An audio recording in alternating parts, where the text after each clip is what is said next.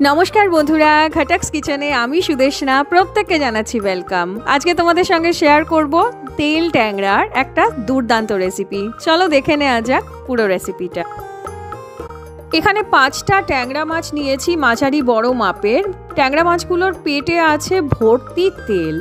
ডিম আলা ট্যাংরা অথবা এরকম পেটে তেল আলা ট্যাংরা আমার বরাবরই পছন্দের। যাই হোক, মাছগুলোকে একটু ম্যারিনেট করে নেব। 1 চামচ মতন হলুদ, 1 চামচ মতন নুন আর 1 চামচ মতন তেল দিয়ে একটু ম্যারিনেট করে নেব। তেল এ কারণে দিলাম, এই জাতীয় গা প্লেন যে মাছগুলোর, এই জাতীয় মাছগুলোতে একটু তেল মেখে নিলে ভাজতে গেলে আর তেলটা খুব বেশি ফাটে না। তো এবার কড়াইটা গরম করে দিয়ে দিলাম পর্যাপ্ত পরিমাণে সর্ষের তেল। পুরো রান্নাটা সর্ষের তেলেই করব। প্রথমে 2টো মাছ ভেজে নিচ্ছি। তেলটাকে বেশ ভালো মতন গরম করে কিন্তু আমি মাছগুলোকে ছেড়েছি। এই সময় যদি প্রচণ্ড তেল ফাটে, একটা ঢাকা দিয়ে মাছগুলোকে ভেজে নিতে হবে অত্যন্ত সাবধানতার সাথে। বাকি মাছগুলোও আমার ভাজা হয়ে গেছে। আর এই তেলটার মধ্যেই আমি এবার দিয়ে দেব কালো জিরে ফোড়ন 1 চিমটি মতন, আর দিয়ে দেব একটা শুকনো লঙ্কা ভেঙে। একটু নেড়ে নেব এটাকে।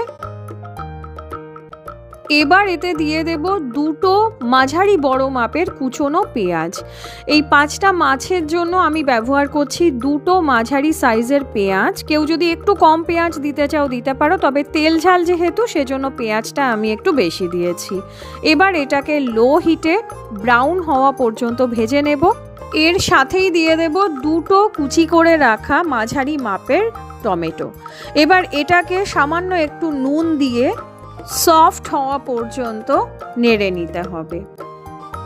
টমেটো যতক্ষণে সফট হচ্ছে, চলো একটা মশলা বানিয়ে নেই। 1/2 চামচ নুন, 1/2 চামচ ধনে গুঁড়ো, 1/2 চামচ লাল লঙ্কার গুঁড়ো, 1/2 চামচ হলুদ গুঁড়ো, 1/2 চামচ জিরে গুঁড়ো, আর তার সাথে সামান্য একটু চিনি দিয়ে আর জল দিয়ে বানিয়ে নেব একটা ঘোল। মশলাটা কিন্তু ডিরেক্টলিও দেওয়া যায়, তবে এইভাবে দিলে তরকারির কিন্তু কালারটা খুব ভালো আসে।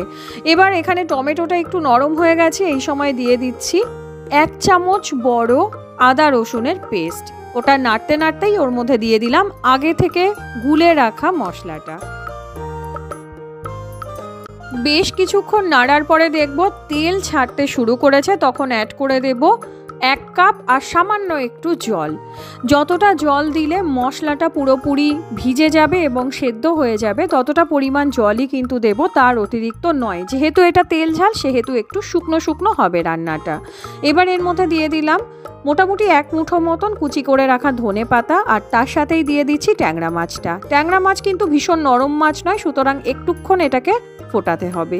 এবার এটাকে লো হিটেই কিছুক্ষণ ফুটিয়ে যখন শুকনো শুকনো হয়ে এসছে, তখন নামিয়ে নিচ্ছি একটা সার্ভিং প্লেটে।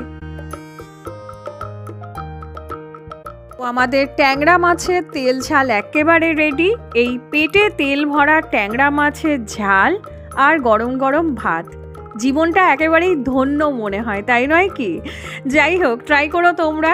কেমন লাগলো তোমাদের রেসিপিটা জানিও। দেখা হচ্ছে নেক্সট রেসিপির সঙ্গে। সবাই ভালো থেকো। Till then, bye by.